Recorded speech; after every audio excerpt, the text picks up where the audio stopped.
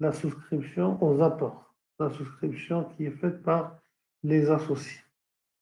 Et puis, dans un deuxième temps, on comptabilise la réalisation des apports, c'est-à-dire quand les apports vont être libérés par les associés.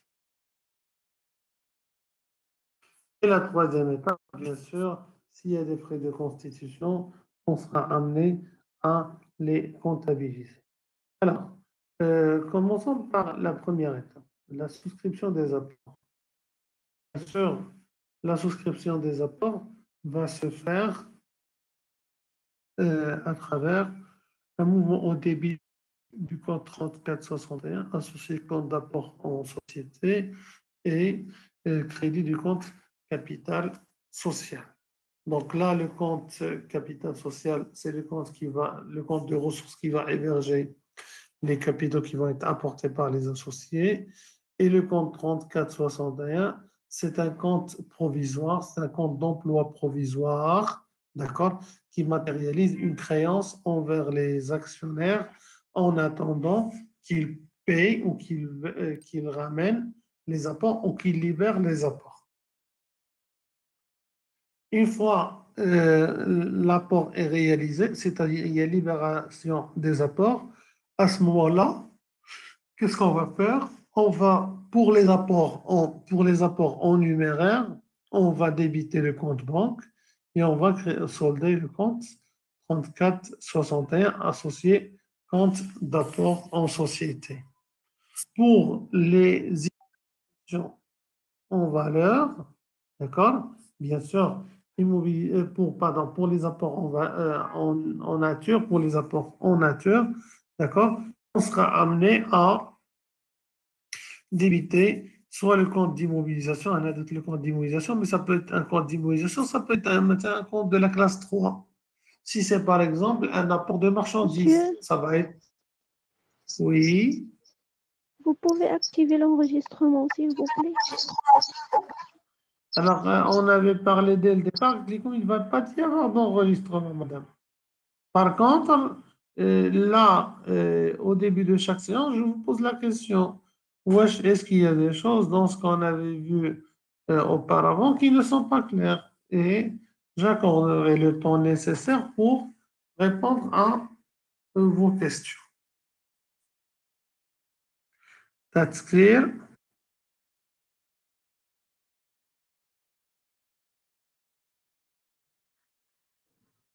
Est-ce que vous avez d'autres questions?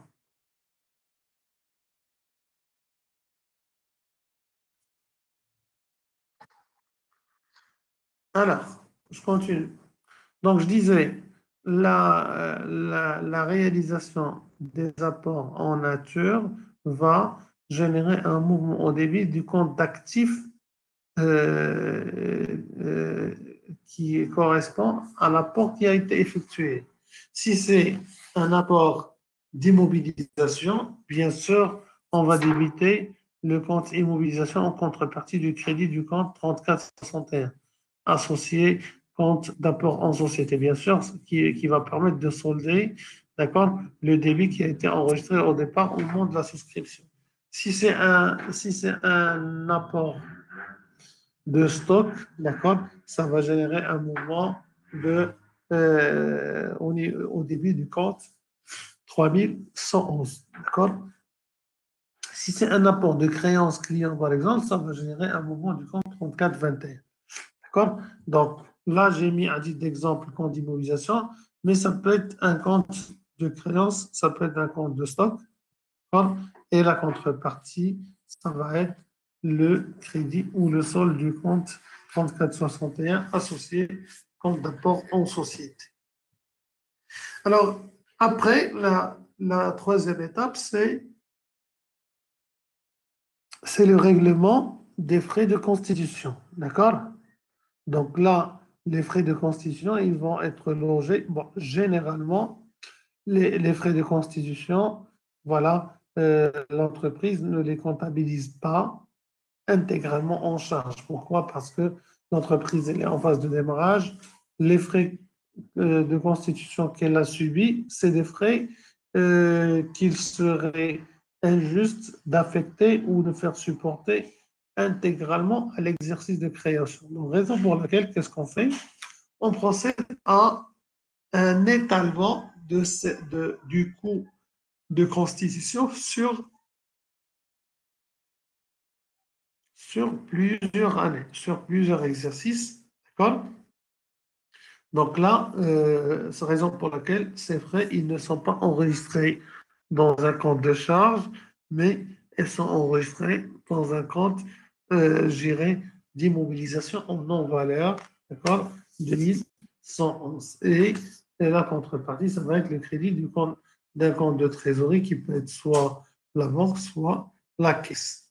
Alors, des fois, on serait amené si on ne souhaite pas étaler, on sera amené à débiter les comptes de charges correspondants. Maintenant, quand on va payer les honoraires, on va comptabiliser dans honoraires intermédiaires, recharge externe. Quand on va payer les frais de publicité dans le journal d'annonce légale et dans le bulletin officiel, d'accord, on va limiter le compte 6144, publicité, publication et relations publiques, d'accord, et ainsi de suite. Quand on va payer les droits de timbre, les droits d'enregistrement, on va débiter compte 6167, d'accord, et voilà, et j'en passe. Maintenant, comme je vous ai dit, l'entreprise, normalement, elle peut comptabiliser en charge, mais il serait injuste de comptabiliser ces frais-là intégralement en charge au titre de l'exercice de création. C'est pour ça, souvent, on a tendance à répartir ces frais-là sur plusieurs années. Et pour le faire, qu'est-ce qu'on fait? On les comptabilise dans un compte d'immobilisation. Et puis, ce compte d'immobilisation, il fait l'objet d'étalement. Comme vous avez vu dans l'amortissement, des charges à répartir dans le cours de comptabilité générale.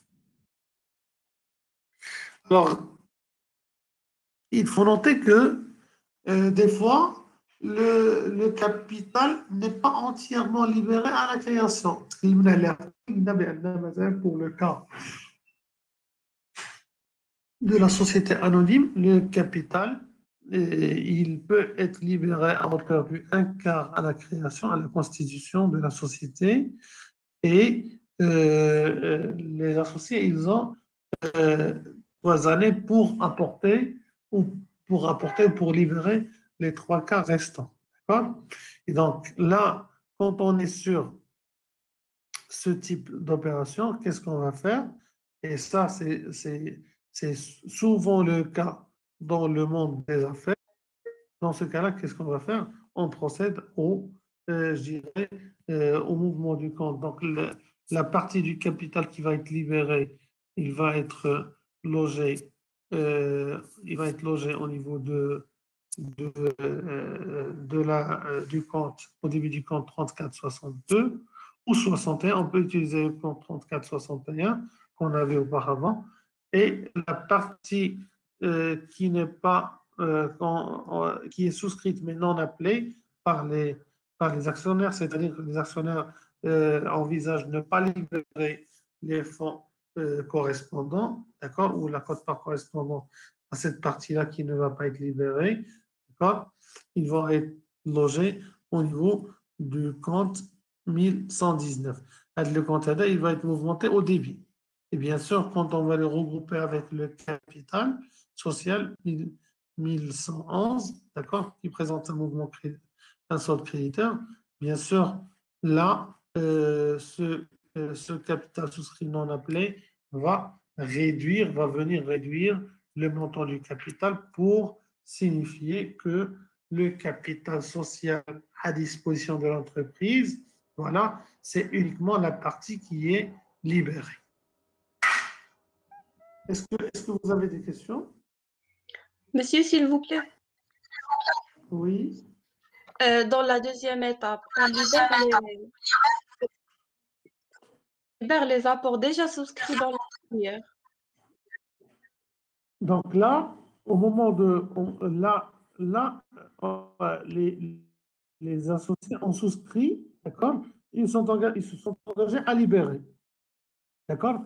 Donc, on mouvemente ce compte-là 3461 et une fois les associés ils ont libéré, qu'est-ce qu'on fait? À ce moment-là, on va créditer, on va solder ce compte-là 3461 par un mouvement crédit en contrepartie soit de la banque ou voilà, de la réception de l'actif qui, dans le cas des apports en nature. Monsieur, et dans la troisième étape, j'ai pas bien compris les étapes. Alors, la troisième étape, c'est le règlement des frais de constitution. Donc, une fois on aura terminé les formalités de constitution, bien sûr, alors on aura supporté des honoraires qui vont être facturés à la société par le cabinet ou la structure qui a effectué les formalités de constitution. Généralement, c'est des fiduciaires, c'est les cabinets d'expertise comptable, c'est des bureaux d'avocats ou de juristes qui s'occupent de ces formalités de création. La société peut le faire elle-même, d'accord, mais elle va le faire, je dirais, de façon non efficace, alors que là, quand on a des professionnels qui maîtrisent la procédure et les étapes, ça va se faire dans un temps beaucoup plus optimisé. Donc, on a les honoraires de la structure qui a effectué la création, on a tout ce qui est droit d'enregistrement, droit de mutation, droit de terme qui vont être supportés, d'accord? On a les frais de publicité